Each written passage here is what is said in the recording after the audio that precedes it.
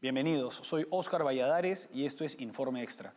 Hoy vamos a analizar la política de Donald Trump en el Medio Oriente. Su posición con respecto a esta región del mundo estaría cambiando por diversos gestos que vamos a analizar en este programa. Para empezar, Donald Trump este mes ha visitado las monarquías de Arabia Saudita, Qatar y Emiratos Árabes Unidos, y llama la atención que no haya visitado a su principal aliado y amigo en la región, quien es Benjamín Netanyahu. Por otra parte, durante esta visita al Medio Oriente, Donald Trump se reunió con Mohamed al-Golani, el actual dictador de Siria, quien en su momento movilizó a las Fuerzas Armadas que derrocaron a la dictadura de Bashar al-Assad. Para analizar todos estos temas nos acompaña César Sabas, geopolitólogo y analista político. César, gracias por acompañarnos.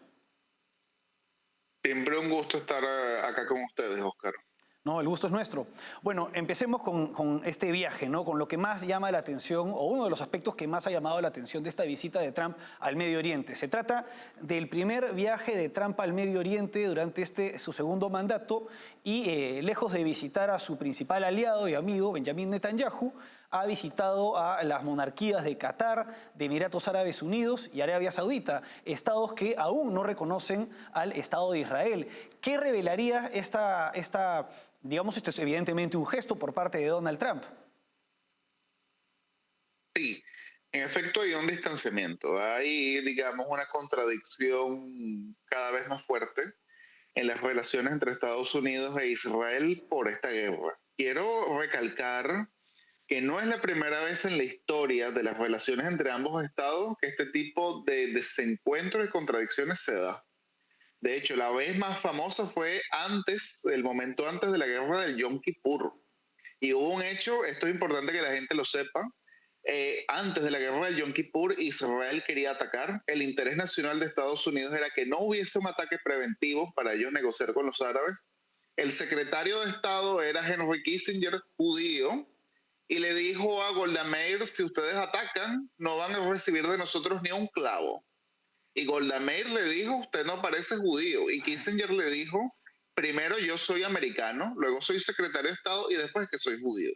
¿Por qué quiero aclarar esto? Porque incluso pueden ser aliados, pueden ser amigos, pero los estados tienen intereses. Y no necesariamente son los mismos intereses en todo momento. En estos momentos, el interés de Israel es continuar la guerra y finalizar con Hamas y tomar el control total de la Franja de Gaza. El interés de Estados Unidos es mantener a Israel seguro, pero no empantanarse demasiado. Ya se ha empantanado demasiado. Así que para Estados Unidos ya es suficiente. Vamos a tratar de negociar algo. Aún así tú no tengas la victoria absoluta, pero yo necesito salirme del Medio Oriente, concentrarme en otros conflictos y sobre todo esta guerra que se ha prolongado tanto y ha sido tan mortífera está repercutiendo en mi imagen internacional. Entonces aquí hay una contradicción. ¿Y dónde está el problema? Que son ambos líderes fuertes, tanto Trump como Benjamin Netanyahu, por supuesto. Porque si alguno de los dos fuese un líder débil, bueno, uno manipula al otro, sea Netanyahu o a Estados Unidos, como pasaba más o menos con Biden, o sea Trump con que hubiese otro primer ministro. Pero si ambos son líderes fuertes, digamos machos alfa, que van a ir hasta lo último, van a jugar todas sus cartas y uno se quiere imponer al otro, pues bueno, tenemos un cóctel un poco tóxico. Entonces Trump está muy molesto porque no ha podido imponerse ante Netanyahu, no ha podido coaccionarlo y Netanyahu sigue con sus planes.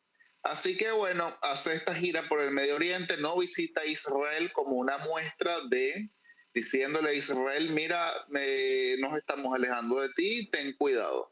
Con esto yo no pronostico que haya una ruptura total de las relaciones. Las relaciones entre Estados Unidos e Israel son estructurales.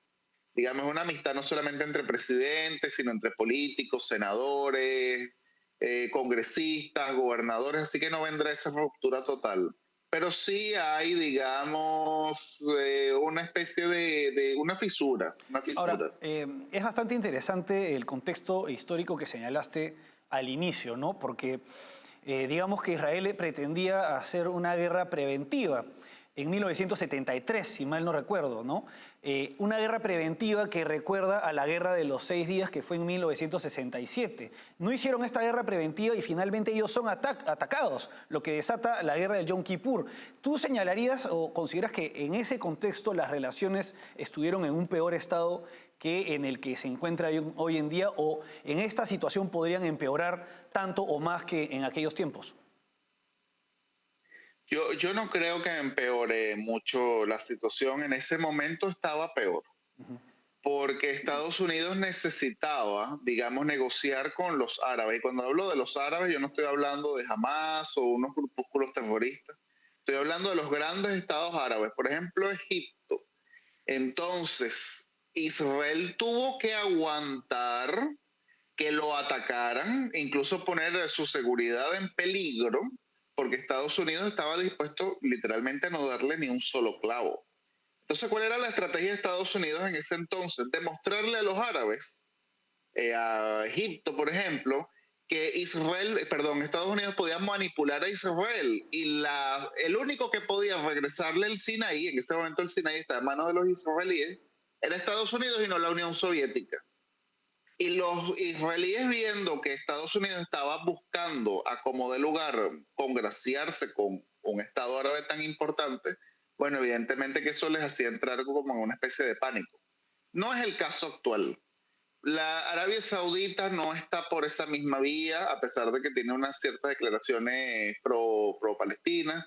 Los Emiratos Árabes tienen relaciones con Israel. El único gran estado del Medio Oriente que es enemigo declarado de Israel es Irán, que también es enemigo de Estados Unidos. Y podríamos decir Turquía, pero hasta ahora es de puro discurso, no se ha involucrado en una guerra directa con Israel. Así que no, veo en estos momentos la situación mejor, pero como estábamos acostumbrados de que era una alianza total, un hermanamiento, y sobre todo el Donald Trump en su primer gobierno, Claro. que hasta reconoció a Jerusalén como capital de Israel, y lo veíamos como, bueno, el máximo sionista que pudo haber llegado a Estados Unidos, ahora es un Donald Trump que tiene otros intereses, no necesariamente que está traicionando a Israel, solo que es el presidente de Estados Unidos y en estos momentos tiene intereses distintos. Entonces, claro, esa fisura nos choca. Ahora, ¿cuál es el principal objetivo de Trump con estas monarquías? ¿Cuál es la finalidad principal o lo que busca Estados Unidos con respecto a Qatar, Arabia Saudita y Emiratos Árabes Unidos? ¿Estaría buscando unos acuerdos similares a los acuerdos de Abraham? Mira, vamos a estar claros de algo. Desde que llegó Trump al poder no tiene muchos éxitos a nivel internacional. No ha logrado nada en Ucrania, no ha logrado negociar nada con Putin, la guerra arancelaria sigue, hasta ahora el único acuerdo que él puede mostrar es con Gran Bretaña, a duras penas, ni siquiera un acuerdo con la India. Entonces va al Medio Oriente, que es una zona pues sumamente rica, son monarquías tradicionalmente aliadas militarmente a Estados Unidos, y él sabe que nunca va a regresar con las manos vacías. Y sobre todo, esto es muy importante, en el caso de Arabia Saudita, es amiga de Trump, más o menos personalmente, y tenía una discordia personal muy fuerte con Biden. Entonces, si hacemos un paralelismo, cuando Biden fue a Arabia Saudita, fue muy mal recibido.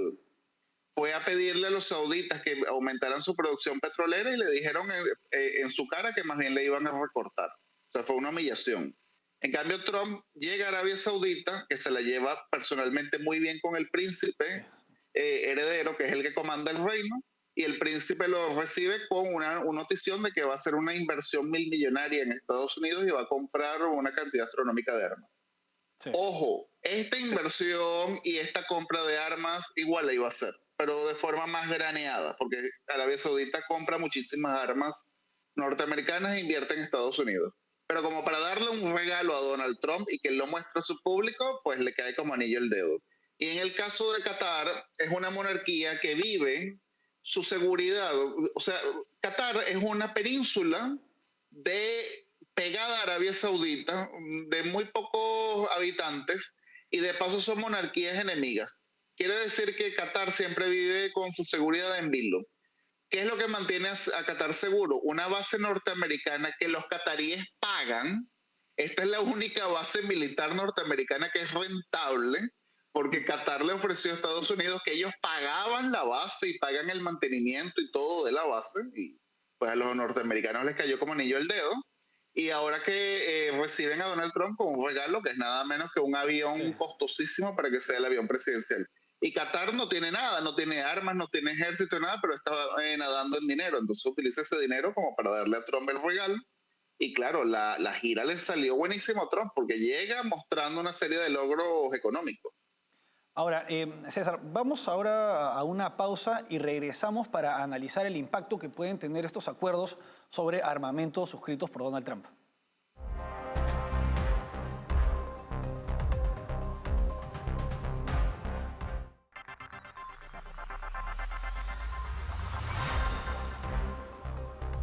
Seguimos en Informe Extra acompañados por César Sabas analizando la política de Donald Trump en el Medio Oriente.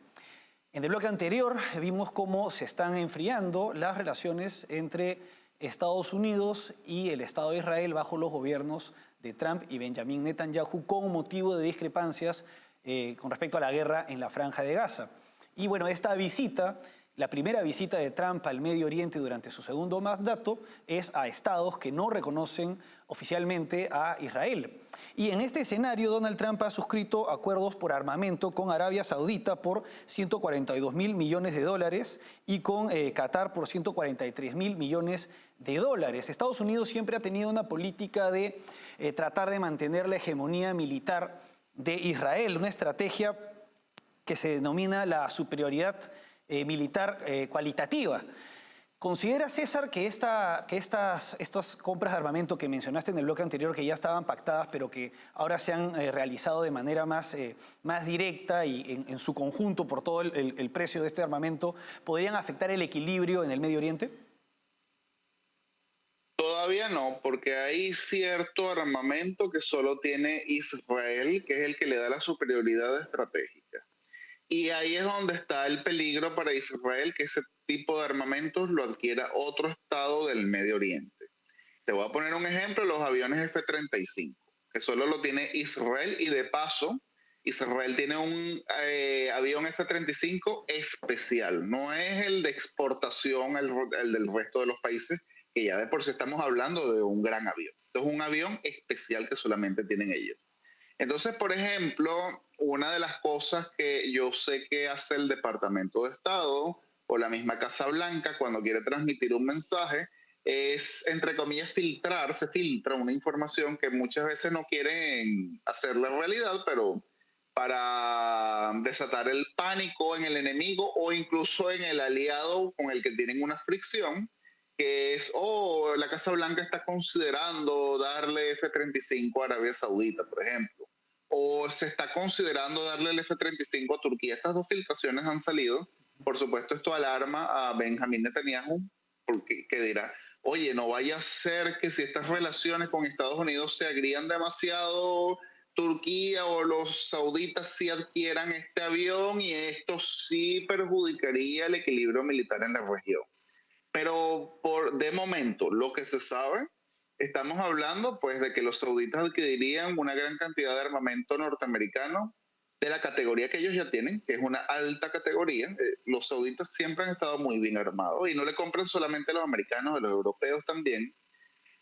Un detalle importante que quiero que la gente sepa, los sauditas tienen un sistema antiaéreo ruso, un Pantsir. Compraron uno, generalmente no se compra uno, se compran varios, pero ellos compraron uno hace como unos 3 años para transmitir un mensaje a Estados Unidos de que, mira, yo también podría comprar armamento ruso. Y claro, los sauditas que compran tanto el complejo militar industrial americano no quiere perder ese negocio. Pero bueno, por como lo que sabemos es un país que se está armando como siempre ha estado y no veo que cambie el equilibrio militar en el Medio Oriente en detrimento de Israel. Sobre todo porque el enemigo principal de los sauditas no ha sido Israel, son los iraníes. Ahora, en un escenario hipotético en el que estos países logren pues, tener un equilibrio militar o alcanzar militarmente a Israel, existe la denominada opción Sansón. Sería interesante que nos expliques en qué consiste esta estrategia. Primero, para alcanzar el equilibrio estratégico con Israel hace falta también un sistema de inteligencia como el Mossad. Muy difícil hacerlo. Y sobre todo para la inteligencia árabe que está tan lejana. Así que ya por ahí hay una diferencia. Con la opción Sansón, Sansón era una figura de la Biblia, los filisteos lo apresan, lo amarran a las columnas del templo y le cortan el cabello. Y según la tradición bíblica, su fuerza residía en el cabello. Cuando le cortan el cabello, él queda completamente débil. Y viendo que lo van a matar, los filisteos le pide a Dios, a Yahvé, que le dé por última vez su fuerza, por última vez que se la regrese. Dios le da la fuerza y Sansón con la fuerza se desata, tumba las columnas y muere junto con los filisteos aplastados. ¿Cuál es la opción Sansón? Extrapolándolo a Israel. Bueno, Israel tiene un arsenal nuclear, más o menos unas 90 ojivas nucleares, y la idea es, si hubiese un ejército árabe supermasivo, estamos hablando de que Israel es un país de unos 9 millones de habitantes, rodeado más o menos de unos 350 millones de habitantes. Y el miedo de Israel siempre ha sido de que generen un ejército estaliniano de 7 millones de almas, como los ejércitos que hacía Stalin. Y digamos 7 millones de hombres en armas y los lanzan a Israel. Y evidentemente Uf. que Israel no va a poder. Bueno, como Sansón hizo en su momento, utiliza su poder nuclear para lanzarlo y decir, yo me voy, pero me los llevo a todos. Como no es viable, Israel quiere vivir y a la hora de la verdad está demostrado que también los árabes quieren vivir, pues entonces no es viable desear la aniquilación del Estado de Israel. Ni siquiera los mismos iraníes, el régimen de los ayatolás que vive pronosticando que van a desaparecer a Tel Aviv, que van a eliminar al Estado de Israel y todo, ni siquiera saben cómo hacerlo. Entonces, con un país que tiene 90 ojivas nucleares, sabemos que pues los va a utilizar en el momento en el que su seguridad esté realmente amenazada.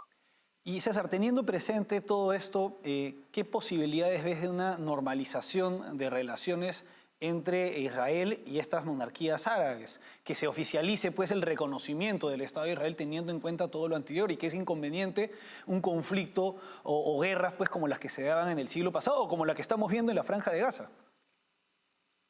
Yo veo que la dirección va hacia eso. La guerra de Gaza, digamos que frenó la normalización con Arabia Saudita, pero creo que las aguas volverán a su causa, sobre todo porque el príncipe actual, Mohammed bin Salman, tiene una visión distinta a la de sus antecesores, a la de su padre y a la de sus tíos, que eran los reyes de Arabia Saudita, de la vieja guardia.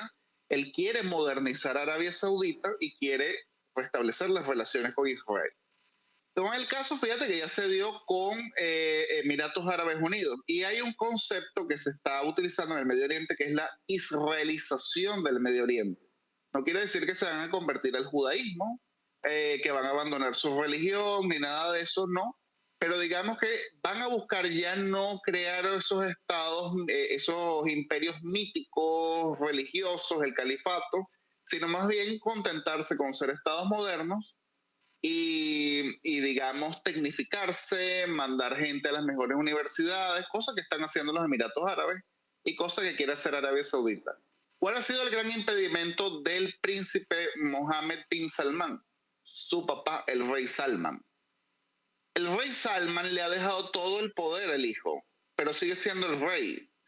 Y sabemos, a pesar de que él ha dejado de dar declaraciones públicas, sabemos que él no ha perdido por completo el juicio y que tiene la última palabra en ciertos asuntos. Entre ellos el tema con las relaciones con Israel. Él proviene de una familia conservadora, aliado de otras familias conservadoras, ven todavía con mucha reticencia normalizar las relaciones con Israel sin que haya un acuerdo con los palestinos.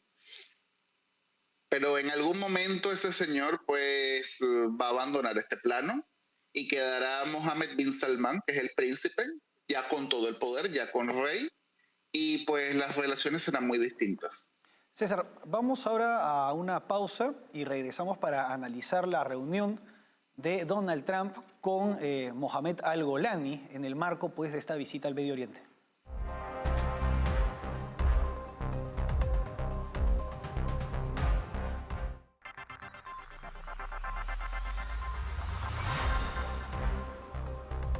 Seguimos en Informe Extra analizando la política de Estados Unidos en el Medio Oriente bajo el gobierno de Donald Trump, acompañados por César Sabas. César, ha llamado la atención esta fotografía del presidente de Estados Unidos con un exterrorista además vinculado en su momento a lo que era la facción de Al-Qaeda en Siria, Mohamed Al-Golani, ahora llamado Ahmed Al-Shara. Además, más aún en el contexto de enfriamiento de las relaciones con el Estado de Israel. ¿Qué revela esta imagen y cuál es el objetivo de Donald Trump al reunirse con este personaje?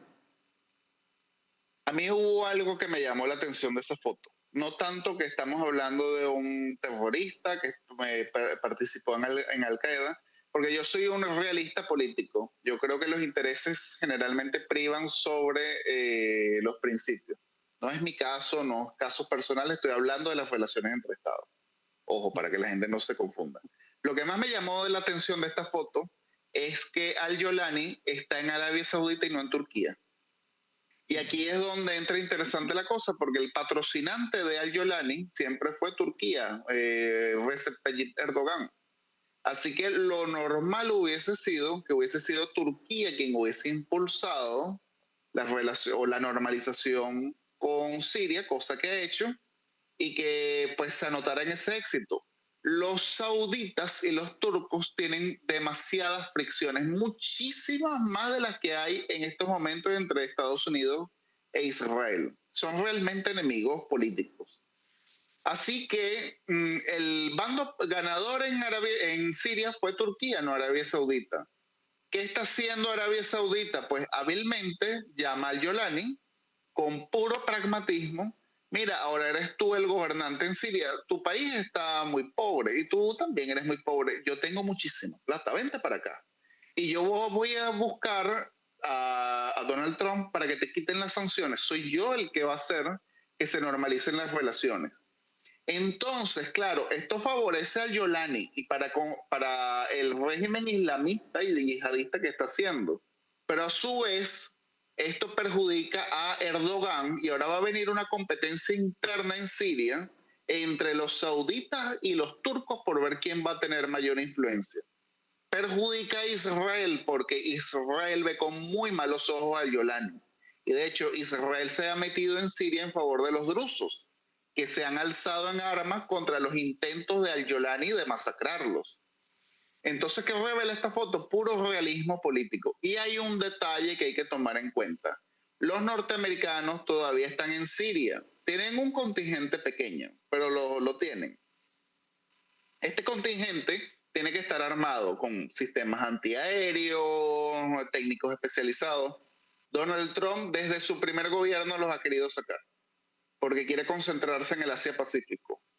¿Qué sucede? Ellos están, los norteamericanos, en la parte más noreste del país, donde hay unos pozos petroleros. No demasiados, pero bueno, hay algo y hay una presencia de Conoco donde explota el petróleo. Hasta estos momentos, Conoco está explotando petróleo de acuerdo a los kurdos. Pero si Estados Unidos se va, quien va a tomar el poder ahí es el gobierno de Damasco.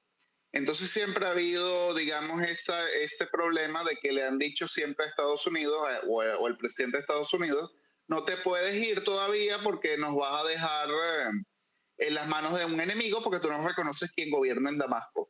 Ahora Donald Trump consigue la coartada perfecta, que es que le dice al Golani, mira, yo te voy a quitar las sanciones, yo te voy a reconocer, pero vamos a firmar un acuerdo parecido al acuerdo de minerales de Ucrania, pero ahora esto es un acuerdo petrolero entre tú y yo.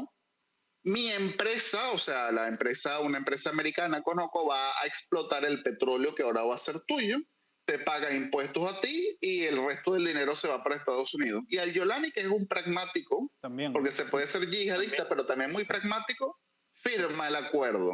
Entonces tiene Estados Unidos la coartada para salir de Siria diciendo, ah, no, pero es que ahora yo soy amigo del nuevo gobierno de Siria.